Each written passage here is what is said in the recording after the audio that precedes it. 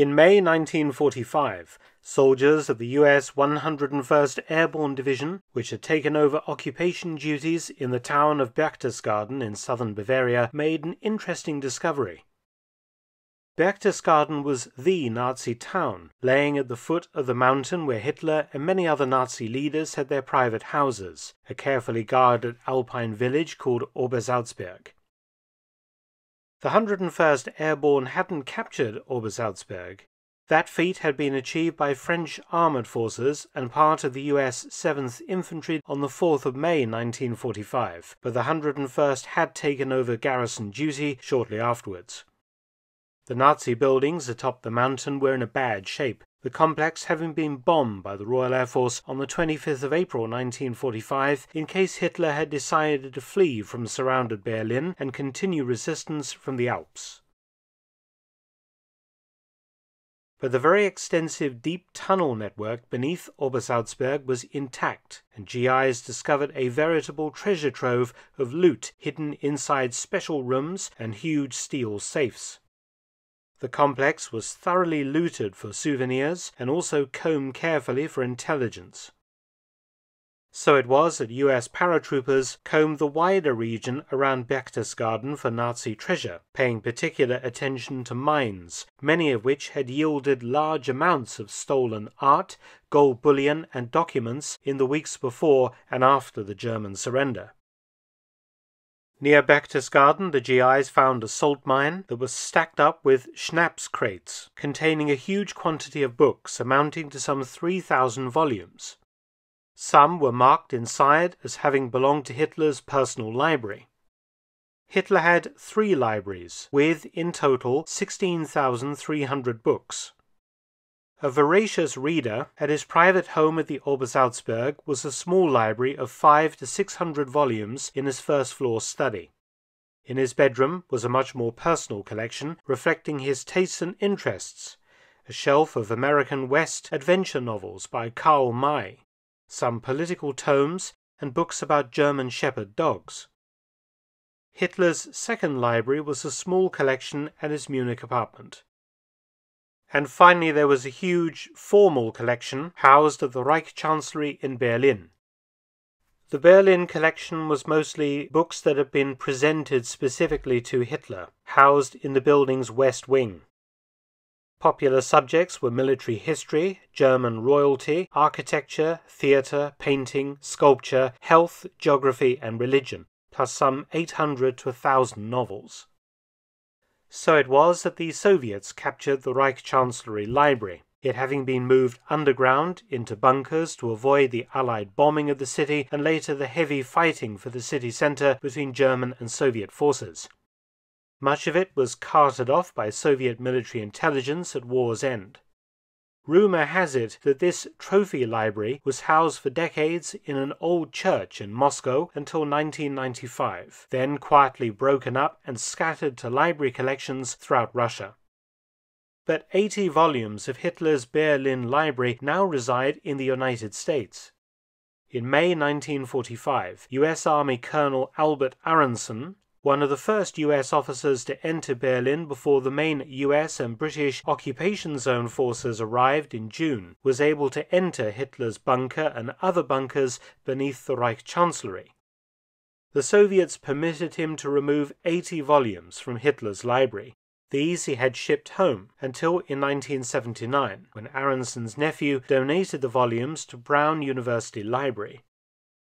Today, these books live in the basement vault, the rare books collection at the John Hay Library. However, perhaps the most interesting collection of books, from the historian's perspective, are the 3,000 volumes that were discovered in a salt mine near Berchtesgaden by the 101st Airborne Division. These were books from Hitler's personal libraries, and many of them contain notations in his own hand, his opinions or questions about certain things he read in books. Initially, the books were sent to Munich, to the US Army's Document Collecting Center, which was housed in the former Führerbau building, which I myself visited a couple of years ago, and is now a music school. However, in 1952, with the closure of those U.S. Army facilities, the 3,000 books were shipped to the Library of Congress in Washington, D.C. for sorting and cataloging.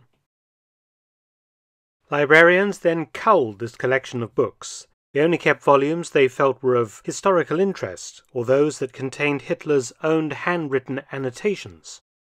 Duplicates were disposed of, basically anything that they deemed of marginal interest to the Library of Congress. So what kind of titles did Hitler own at his Berghof and Munich libraries? Fire and Blood, a World War I memoir by Ernst Jünger, was among many military history books. A bestseller about Jesus, the 1931 book The Christ of the Mount. A book about Nostradamus, the 16th century French mystic, and many, many others. Many of these books annotated by Hitler.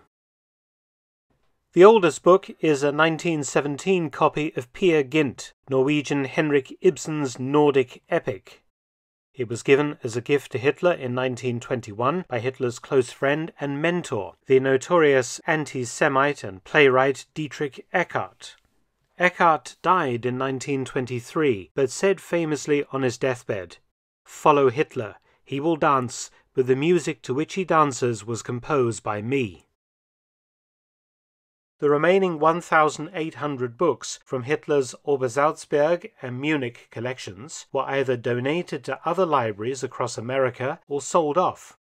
This means that some university reference collections in the US contain books once owned by Hitler personally, and some private collections the same.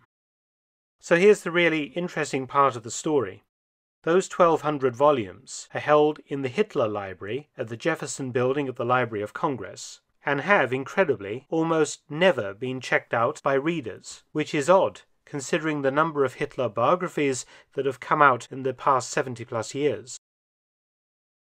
Journalists investigating this noted that all the leading Hitler biographies have failed to list the Hitler Library in the Library of Congress among their sources, which is peculiar considering what may lie within many of the volumes that were owned by Hitler, his opinions on a multitude of topics of great interest to historians.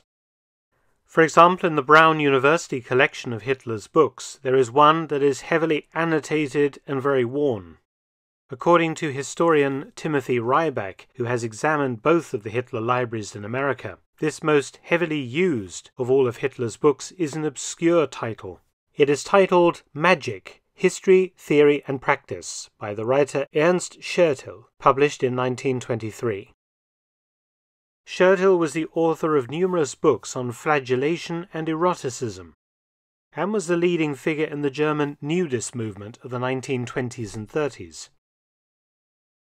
Hitler's copy contains a handwritten dedication from the author. One of Hitler's notations in this volume is the thick underlining of the following passage, quote, "He who does not carry demonic seeds within him will never give birth to a new world." End quote. I'll leave you to make what you will of that, but it does, I think, underline the point that within these two forgotten libraries, the books do contain some insights into Adolf Hitler's own personality and thoughts. Many thanks for watching. Please subscribe and share, and also visit my audiobook channel, War Stories with Mark Felton. You can also help to support both of my channels at PayPal and Patreon. Details in the description box below.